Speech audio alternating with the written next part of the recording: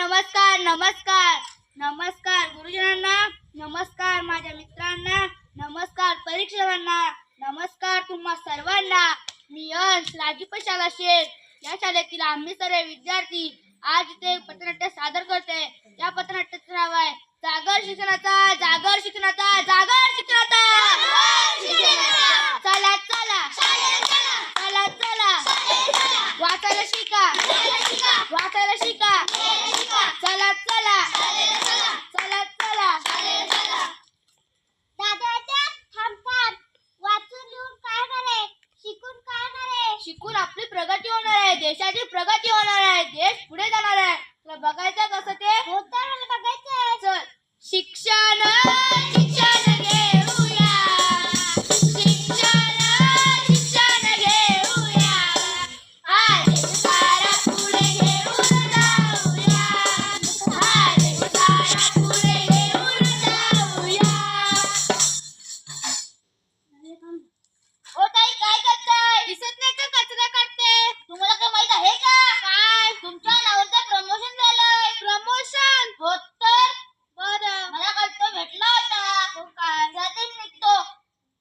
Promotion हे काय असतं आता? कुणाला तरी विचारलं पाहिजे.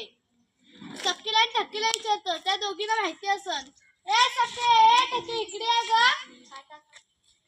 काय झालं? अगं प्रमोशन म्हणजे काय तुम्हाला माहितीये का? प्रमोशन का ग बरं? अगं माझ्या नवऱ्याला प्रमोशन झालं. काय भाऊजीला प्रमोशन झालं? अगं हो. कधी? कधी? अगं काल. हा, प्रमोशन म्हणजे लय मोठा आजार असेल. आजारांची अशीच नवे असतात. आजार. हो तर. अरे देवा, आता काय करू? माझ्या नवऱ्याला प्रमोशन झालं, आता काय करू? आता कुठं चांगला संसार चालला होता, आता काय करू रे देवा? तुम्ही रडू नका. आपण त्याला मोठ्या दवाखान्यात नेऊ, त्याने चांगलं बरं करू. आता काय करू? त्याला साधा खोकला नव्हता माहित का, ताप नव्हता माहित, हा कुठला मोठा आजाराला प्रमोशन. रे देवा, कसं चालू रे देवा? काय झालं? अगं इथे नव्या प्रमोशन झालं.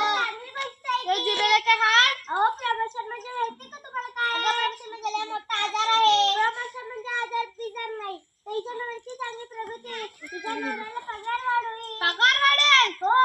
पण हे तुला कसं माहित? चांगलं झालं की मी उगाच रडत होते. ते म्हण किती तुझं? चांगली गोष्ट आहे.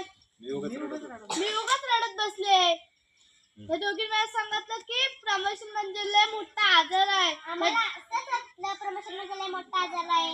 आम्ही तरी कुठं शिकलोय. हा. पण तुम्ही दोघी माझ्या जीवाला किती घोर लावलं. म्हणून मित्र शाळेत गेलं पाहिजे, लिहायला वाचायला आलं पाहिजे. वाचन आणि लेखन शिक्षणाची पहिली पायरी आहे. म्हणून मी म्हणते शिक्षण शिक्षण घेऊया, शिक्षण शिक्षण घेऊया, हा देश सारा पुढे घेऊन जाऊया, हा देश सारा पुढे घेऊन जाऊया.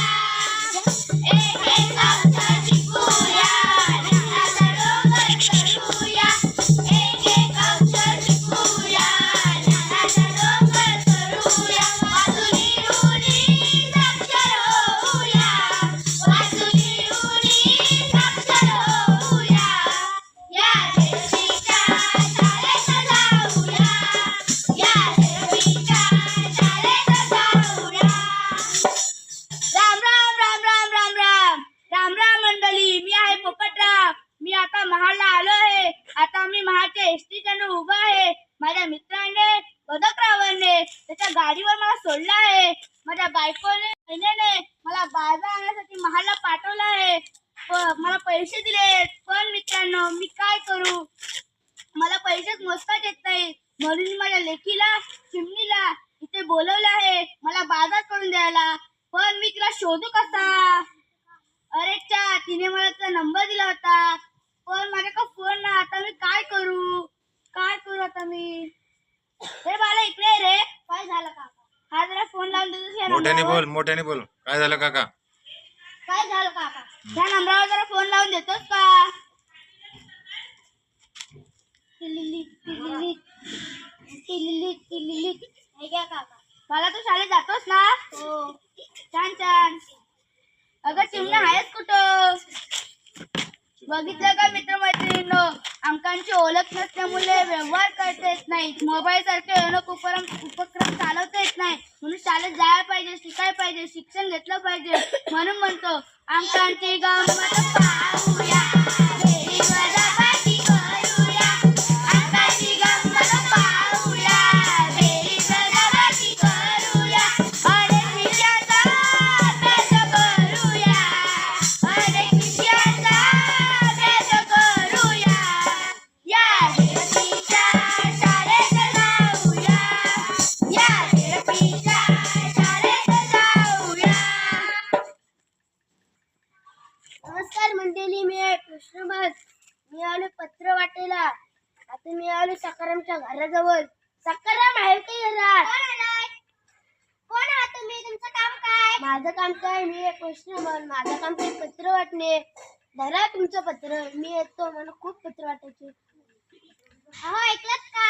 अगं काय झालं? हे बघा, कोणतं तरी पत्र आलंय. तुला माहितीये कुणाचं आलंय? मला पण नाही माहिती. आता मी काय करू? मला वाचता लिहिता येत नाही. तर तुम्ही एक काम करा, आपल्या गावातल्या पाटीलबाईंकडे जा, त्यांच्याकडून पत्र वाचून घ्या. त्या थोडंफार शिकले आहेत. बरं, तू सांगतेस जातो पाटील बाईंकडे. बरं. अहो पाटील बाई आहात का घरात? कोण आलंय? सकाळी दादा तुम्ही काय काम काढलं? तुमची तर मी सकाळीच आठवण काढलेली. काय नाही, जरा एक पत्र वाचून देता का? पत्र वाचून देते, पण तेवढं एक माझं काम करा. पहिले पत्र वाचून द्या. पत्र का पालून जाते का मी पालून जाते? बरं, काय काम आहे? थोडी फाटी तोडून द्यायचे. बरं, कुराड आणून द्या. देते. ठीक आहे कुराड, चांगली फाटी तोडा. हो.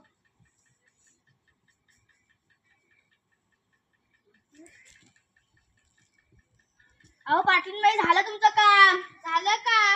चांगली तोडली फाटी. ते राहिलं, पहिले पत्र वाचून द्या. पत्र वाचून दिलं असतं, पण पाटलांचा डब्बा करायचे, घरातली कामं करायचे. तुम्ही उद्या या. बरं, चालतंय. चला. लगेच चालतंय. आता काय करू? जर घरी गेलो तर बायको बोलेल का आता पत्र नाही वाचून आलं.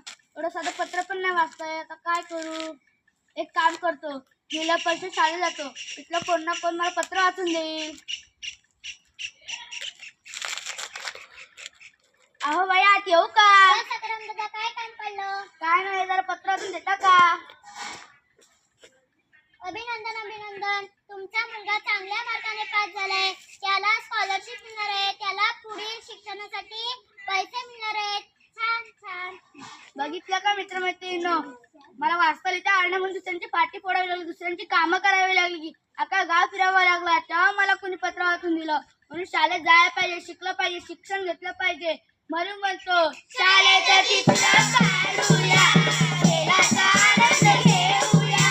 शाळेचं चित्र काढूया, खेळाचा आनंद घेऊया. आनंदाने शाळेत शिकूया, आनंदाने शाळेत शिकूया. या झेडपीच्या शाळेत जाऊया, या झेडपीच्या शाळेत जाऊया. बाबा बाबा, मला या शाळेत जायचे. मला ही शाळा खूप आवडली. मला या शाळेत शिकायचे. बाला, मी नक्कीच तुला राजपशाला शेर या शाळेत टाकीन. शिक्षण शिक्षण घेऊया.